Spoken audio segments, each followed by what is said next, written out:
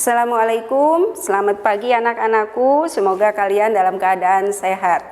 Alhamdulillah hari ini kita bisa bertemu dalam pembelajaran IPA. Nah, sebelum kita memulai beraktivitas, kita berdoa terlebih dahulu. Berdoa mulai. Berdoa selesai. Kalian tetap semangat ya, jaga kesehatan kalian. Patuhi dan laksanakan anjuran pemerintah, yaitu selalu menjaga protokol kesehatan. Nah, ini untuk apa? Yaitu untuk memutus mata rantai penyebaran COVID-19. Nah, anak-anakku, pada pertemuan minggu yang lalu, kita sudah membahas tentang istilah-istilah dalam pewarisan sifat. Juga kalian sudah melakukan proses persilangan monohibrid. Nah, adapun materi yang kemarin kalian sudah pelajari, semoga kalian masih ingat ya. Nah, untuk pembelajaran kita hari ini ya, yaitu tujuan pembelajaran kita hari ini melakukan proses persilangan dihibrid. Nah, baiklah anak-anakku, kita mulai saja pembelajarannya dengan diawali membaca Bismillah. Bismillahirrohmanirrohim. Anak-anakku, pada kegiatan pembelajaran kita hari ini, Ibu akan memberikan penjelasan mengenai proses persilangan dihibrid. Namun, Ibu menjelaskannya akan langsung saja melalui penyelesaian soal persilangan dihibrid supaya kalian bisa lebih mudah untuk memahaminya. Nah, baiklah, di sini sudah ada contoh soal persilangan dihibrid. Sebentar.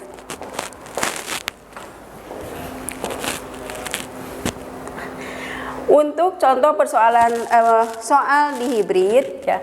Di sini ada kacang kapri biji bulat warna kuning bersifat dominan disilangkan dengan kacang kapri berbiji kisut berwarna hijau. Nah, jika di sini ya, di sini belum ada simbol yang diketahui di dalam soal. Oleh sebab itu, kita buat simbol dulu.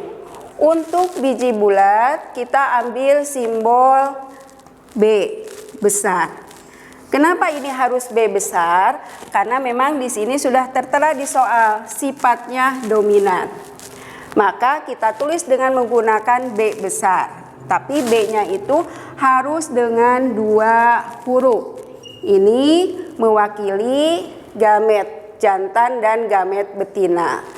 Kemudian untuk biji keriput ya, ini kalian jangan mengambil simbol yang lain. Misalnya karena keriput ini ada awalan K, supaya mudah ambil K.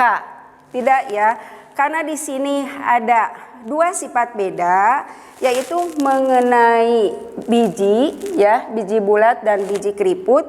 Ini mengenai biji. Kemudian yang kedua mengenai warna, yaitu ada warna kuning dan warna hijau. Yang menunjukkan sifat dihibridnya, 2 sifat bedanya, yaitu tentang biji dan tentang warna. Nah, untuk biji bulat, kembali lagi kita ambil simbol B besar, B besar. Kemudian untuk biji keriput, ya karena di sini ada keterangan resesif, artinya resesif ini sifat yang terkalahkan, maka kita tulis dengan menggunakan simbol huruf B-nya sama, tapi kita tulis dengan huruf B kecil. Seperti ini.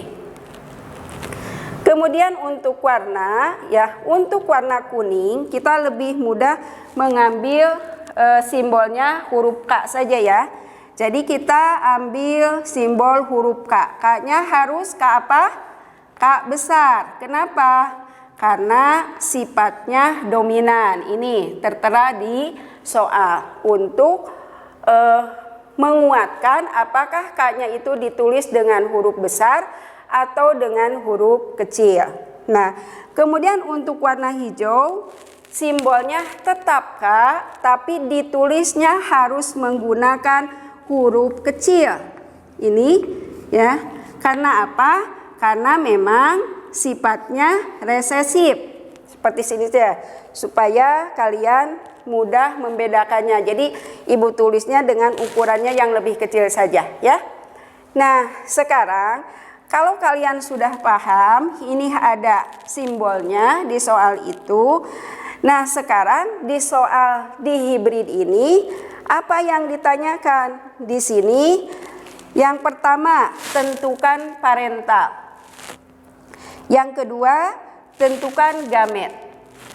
Yang ketiga, tentukan F1 atau keturunan ke-1, ya. Kemudian yang keempat itu F2 dengan menyilangkan sesama F1. Kemudian yang kelima, rasio fenotip dan genotip pada F2. Kemudian yang keenam, berapa persen keturunan bulat kuning pada F2. Baiklah anak-anakku, supaya kita bisa menjawab pertanyaan yang ada di soal ya, maka karena ini Ibu perlu papan tulis ya, kita hapus saja yang sudah ditulis di sini ya, sehingga nanti kalian bisa mengikuti dengan baik ya. Ini dibuat nanti catatannya. Kita hapus ya. Sekarang kita mengerjakan soalnya dengan berbekal bahan tadi ini yang harus diingat oleh kalian ini ya. Nah, sekarang kita tentukan dulu parental ya. Apa itu parental? Parental itu adalah induk atau orang tua ya gitu. Nah, sekarang kita di sini cari dulu parentalnya. Kita tulis di sini P1 karena di sini ada ditanyakan F1 supaya nyambung ya, sehingga kalian bisa, oh ini dari mana F1 ini ya. Nah, sekarang Ibu akan tulis kembali soal yang tadi dengan cara disingkat saja supaya kalian lebih memahami soalnya dari mana ya. Di sini tadi ada biji bulat kuning, Ibu singkat ya. Kemudian disilangkan, cukup ya.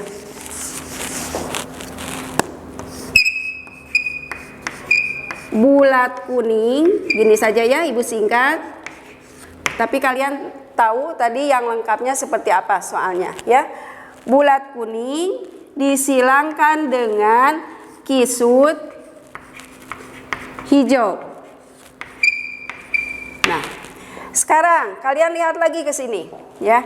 Untuk biji bulat kuning ini simbolnya B. Maka kalian tulis di sini B besar, B besar. Kemudian untuk warna kuning ini simbolnya apa? Di sini ada huruf K. K besar, K besar. Kalian tinggal tulis kembali di sini K besar, K besar. Kemudian untuk yang selanjutnya, di sini ada kisut, biji kisut. Di sini kalian lihat lagi, kisut itu sama dengan keriput ya.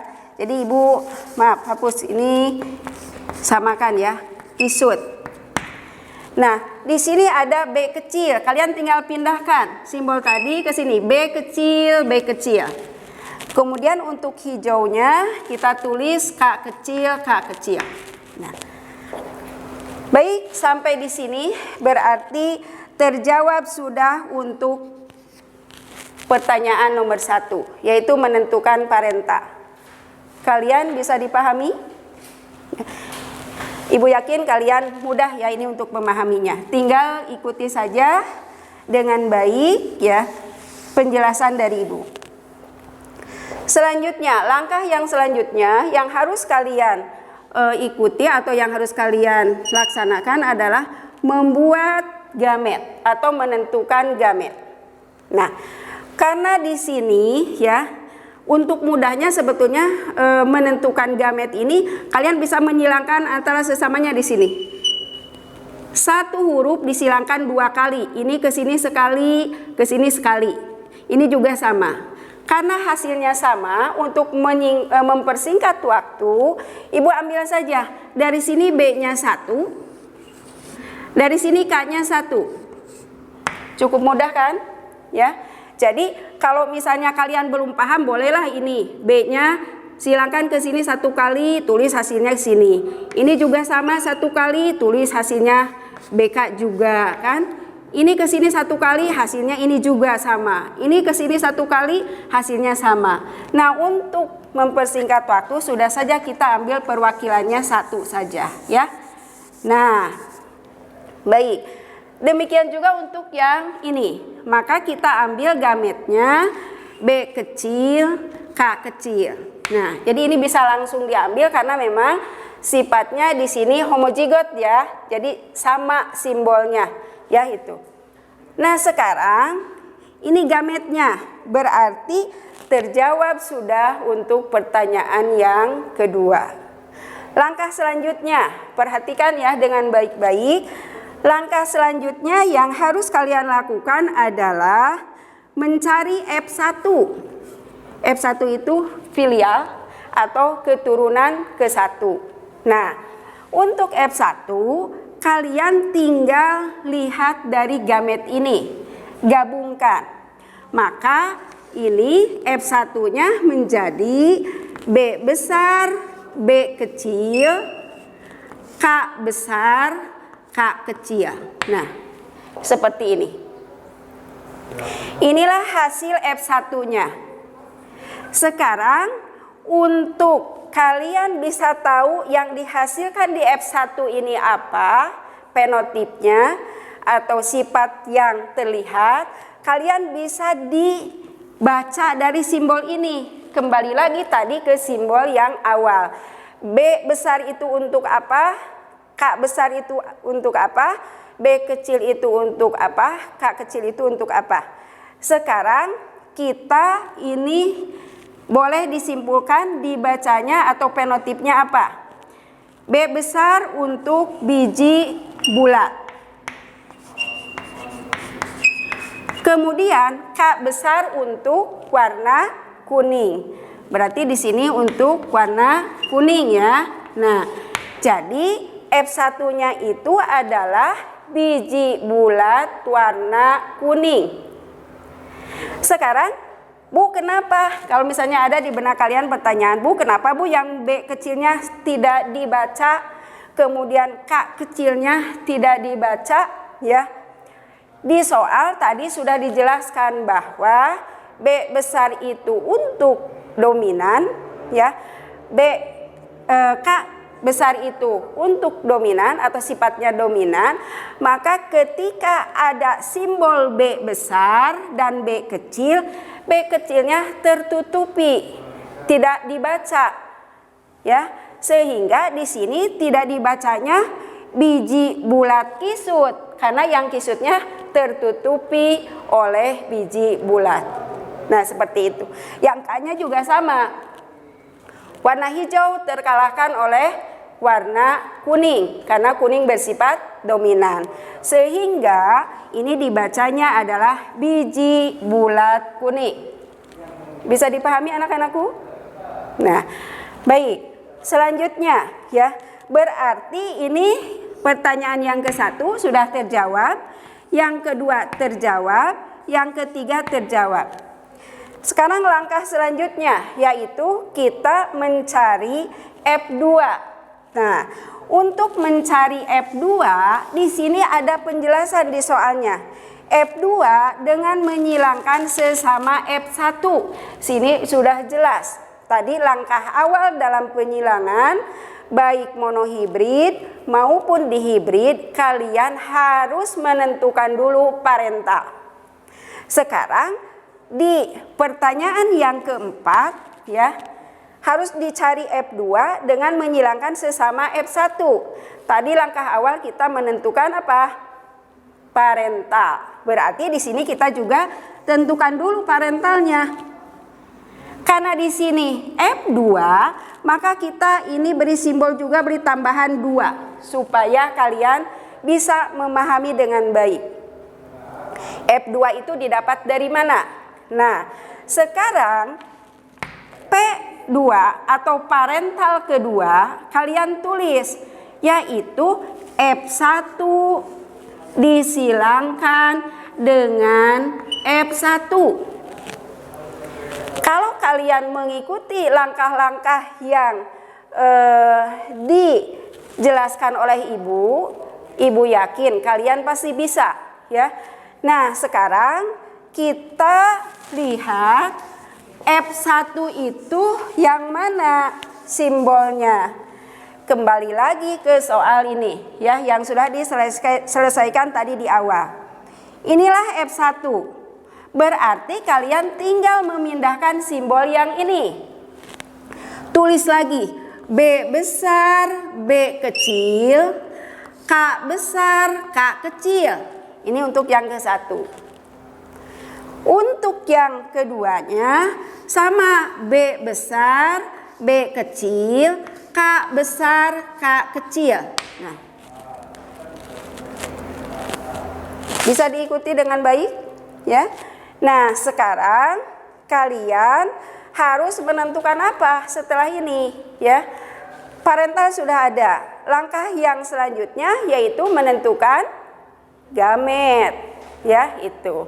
Nah, sekarang gametnya adalah, nah, sekarang di awal tadi mengerjakan soal dihibrid di parental ke-1, Ibu sudah menjelaskan bahwa untuk menentukan gamet ya, silangkan silangkan masing-masing huruf 2 kali ya.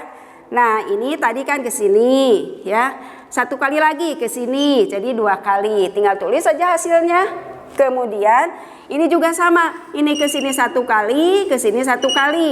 Karena tadi simbol yang dihasilkan gametnya itu sama, maka Ibu ambil 1 saja. Untuk yang sekarang ya, karena di sini sudah bersifat heterozigot ya, untuk parentalnya ya, heterozigot itu apa? Yaitu simbol gametnya atau hurufnya tidak sama. Tidak sama itu artinya apa? Ada yang ditulis dengan huruf besar, ada yang ditulis dengan huruf kecil, itu maksudnya ya. Kalau yang homozigot ditulis dengan huruf besar semua atau ditulis dengan huruf kecil semua. Ya, itu. Tinggal nanti dilihat homozigotnya homozigot dominan atau homozigot resesif ya. Nah, sekarang kita tentukan gamet. Menentukan gametnya ya, kalian silangkan ya 2 kali. Kalian lihat nih langkahnya.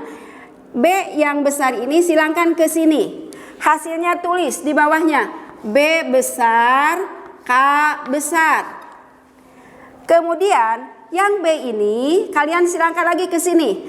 Hasilnya tulis apa? B besar, K kecil. Kemudian yang ini ya, kalian tulis lagi ya. Nah, B kecil, K besar. Kemudian yang ini ke sini, hasilnya adalah B kecil, K kecil. Nah, seperti ini. Kemudian untuk yang ini juga sama ya. Kalian silangkan ya. Kalau misalnya kalian sudah paham, tidak usah memakai garis penghubung. Langsung saja kalian tuliskan. Boleh dengan ditunjuk misalnya. Ini ke sini hasilnya B besar, K besar. Yang ini ke sini hasilnya adalah B besar, K kecil. Yang ini ke sini hasilnya adalah B kecil, K besar. Yang ini ke sini hasilnya adalah B kecil, K kecil. Nah, baik.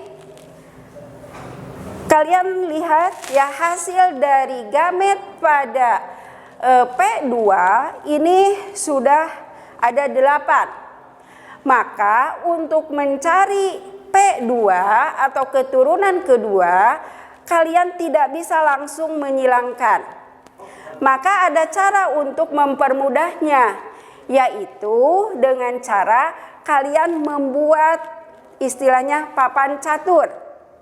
Nah, untuk papan catur ini ya, yaitu untuk apa? Untuk kita mendapatkan F2 atau keturunan kedua. Maka sekarang kalian boleh ini pindahkan ke barisan ini misalnya.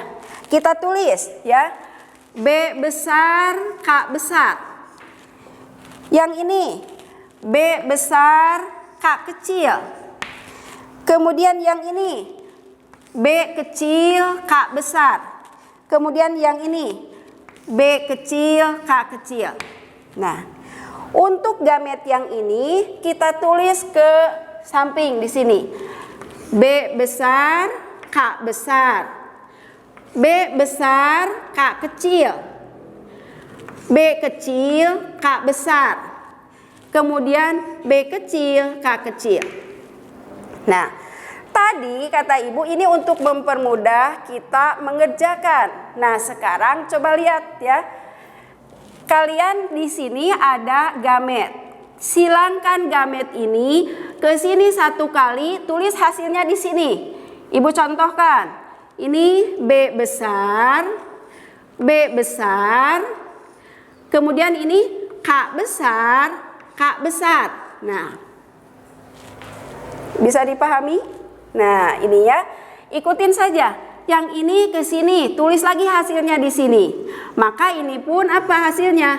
B besar, B besar, K besar, K kecil. Nah, ini bedakan saja ya ukuran penulisannya supaya kalian lebih mudah nanti mengidentifikasinya ya. Kemudian kita lanjut. Yang ini ke sini. Maka hasilnya tulis di sini. B besar, B kecil, K besar, K besar. Lanjut. Ini ke sini hasilnya adalah B besar, B kecil, K besar, K kecil. Nah, sekarang bagaimana? Cukup mudah kan? Ya, kalau kita menggunakan istilah papan catur, ya. Maka untuk yang di bawah juga sama. Kalian harus menyelesaikan sampai terisi kotak yang 16 ini. Ada 16 ya kotaknya. Kita lanjutkan saja dulu ya. Ini ke sini hasilnya kalian sekarang sudah paham betul. Boleh sambil kalian juga diterapkan ya. Jadi diambil buku catatannya, kemudian kalian ikuti apa yang ibu lakukan di sini ya, supaya kalian bisa lebih paham.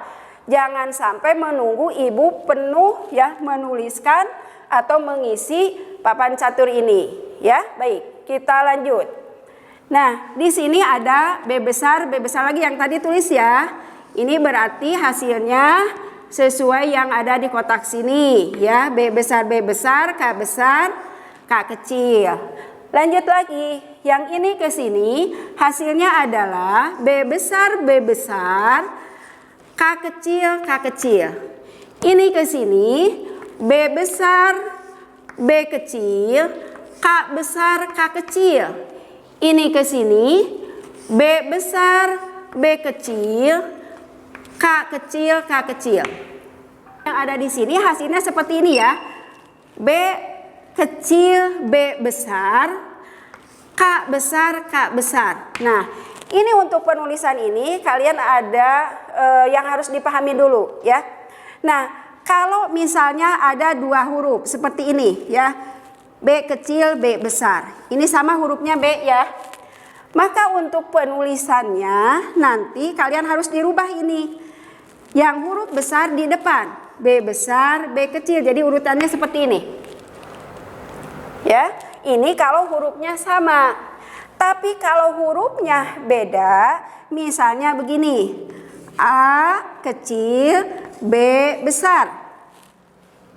Ini tetap ditulisnya A kecil, B besar. Tidak boleh dirubah menjadi BA. Nah, seperti itu ya. Kalian bisa dipahami?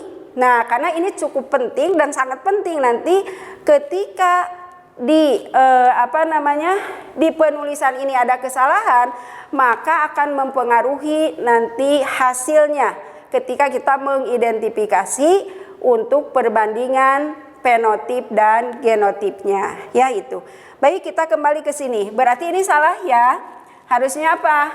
Harusnya ini ditulisnya karena ini B kecil dengan B besar, maka urutannya menjadi kita rubah saja karena kalian sudah paham ya.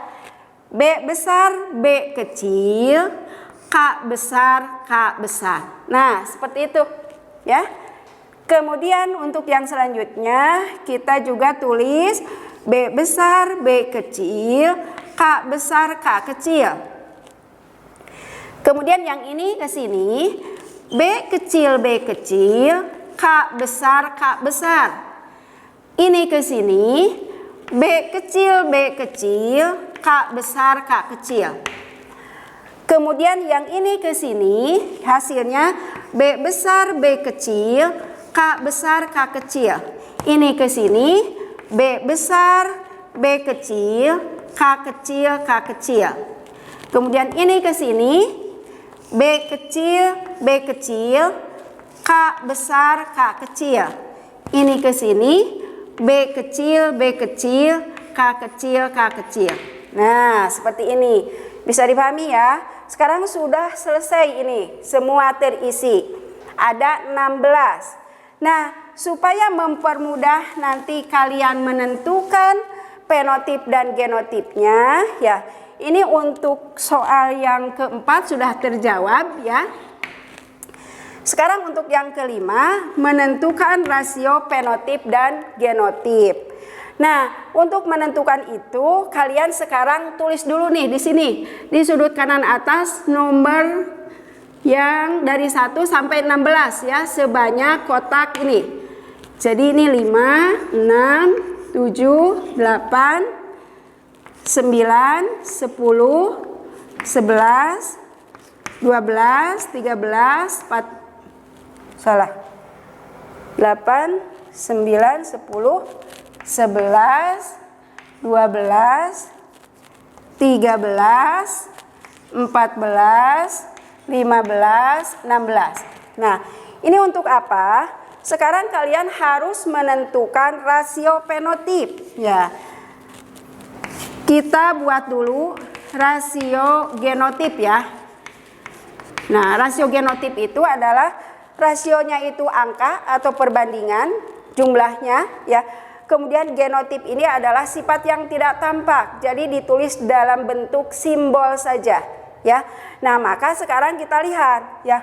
Untuk yang kotak pertama, ini cara menentukan genotipnya ya dari hasil F2. Tulis oleh kalian di sini simbolnya apa? B besar, K besar, K besar. Di sini kalian harus lihat di antara kotak yang 16 ini ada tidak yang sama simbolnya seperti kotak nomor 1. Kalau misalnya di sini tidak ada, maka kalian tulis jumlahnya berarti ada berapa? Ada 1. Ini kalian arsir supaya tidak terhitung lagi. Kemudian lanjut, sekarang kotak mana yang belum? Ini, lanjut. Ini apa tulisannya? B besar, K besar, K kecil. Nah, ini ada berapa kotak ya? Di sini ada 2 ya. Ini dengan ini, betul? Ya, berarti di sini jumlahnya 2. Baiklah, kita lanjutkan ke kotak yang selanjutnya, yaitu kotak nomor 3 ya, yang belum. Nah, kita tulis simbolnya B besar, B kecil, K besar, K besar. Silakan kalian lihat, ada lagi tidak simbol di nomor 3 ini untuk kotak yang lainnya. Nah, kita lihat ya. Ada tidak yang sama dengan kotak nomor 3 simbolnya? Ternyata ada ya. Di nomor berapa? yaitu di nomor 9. Maka kalian arsir ya seperti tadi supaya tidak terhitung lagi. Ini 3 dengan 9. Jadi ada di kotak nomor 3 dengan ada di kotak nomor 9. Berarti jumlahnya ada berapa? Ada 2 ya.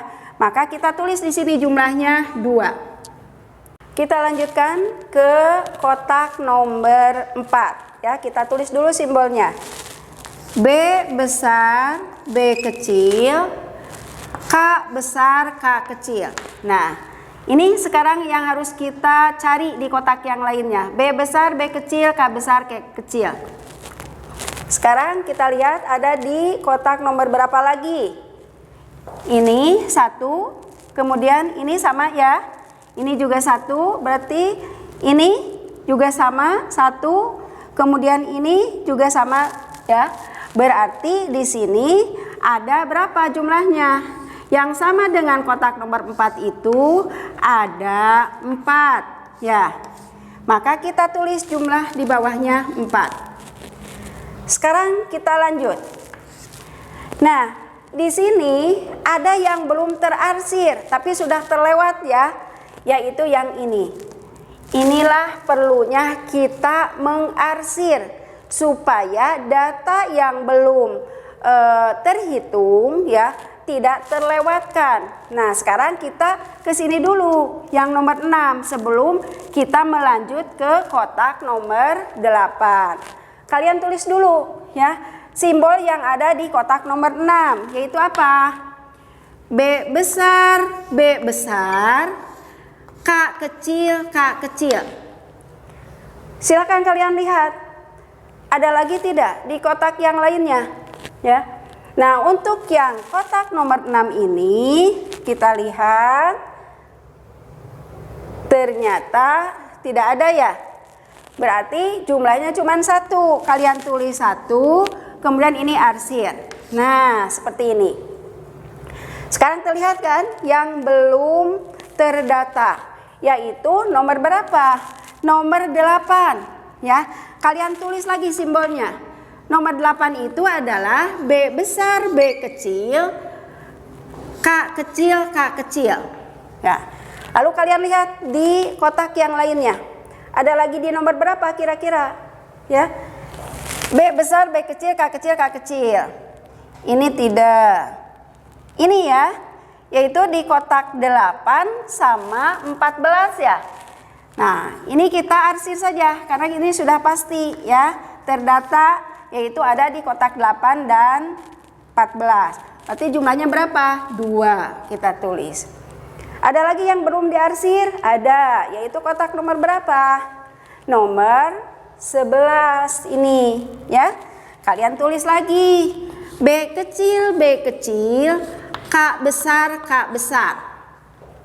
Nah, lalu kalian lihat, ada tidak di kotak yang lainnya? Sekarang kotaknya tinggal sedikit ya, jadi lebih mudah mengidentifikasinya. Tinggal 4 kotak lagi. Nah, B kecil, K besar, K besar. Di antara ini tidak ada lagi ya, berarti ini cuma 1 ya. Maka kita arsir, tulis jumlahnya 1. Yang ini sekarang. Yang kotak nomor 12, kalian tulis simbolnya. B kecil, K besar, K kecil. Kalian lihat, ada di nomor berapa lagi? Di kotak nomor 15 ya. Ini 1, ini 1. Jadi jumlahnya ada 2. Terakhir ini ya.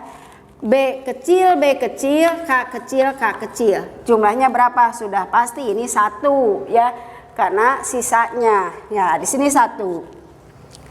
Nah, sekarang kalian silahkan cek di sini jumlahnya ada berapa. Kalau di sini sudah 16 jumlahnya, berarti penghitungan kalian sudah betul ya. Kita lihat di sini 1, 2, 2 berarti 5 tambah 4 9. 9 kemudian ini 1 10 ada 2 ini berarti 12. Ini 1, 13, ini 1, 15, kemudian ditambah 1, jadi 16. Berarti kalian sudah betul nanti mengerjakannya ya, atau mendatanya. Nah, ini adalah rasio genotipnya. Sekarang untuk menentukan rasio fenotip, kalian bisa dengan mudah mengelompokkan dari data rasio genotip. Tapi modalnya adalah kalian kembali lagi tadi harus ingat, B besar itu simbolnya untuk apa, K besar itu untuk apa, ya, sifatnya dominan. Nah, tadi kita sudah tahu B besar untuk biji bulat, kemudian K besar untuk untuk warna kuning. Nah, sekarang kita tentukan rasio fenotipnya. Ibu hapus saja ya, karena tidak cukup papan tulisnya. Ibu yakin kalian sudah membuat catatan ya, jadi bisa mengikuti dengan baik arahan dari ibu ya. Nah, sekarang kita tentukan rasio fenotipnya. Untuk menentukan rasio fenotip, sekarang kalian harus pandai membaca simbol. Sekarang kita lihat, kalau ini ada B besar dengan K besar, maka dibacanya apa? Bulat kuning kan? Ya. Artinya di dalam simbol yang ini yang sudah kita tulis simbol genotipnya, kalau ada B besar dan K besar dibacanya biji bulat kuning. Nah, sekarang tinggal kita identifikasi. Ini dibacanya biji bulat kuning. Ini bulat kuning. Ini bulat kuning. Ini bulat kuning. Ini bulat hijau. Berarti stop sampai di sini, tah? Ya, stop sampai di sini. Kalian tinggal lihat saja jumlahnya, ada berapa, ya.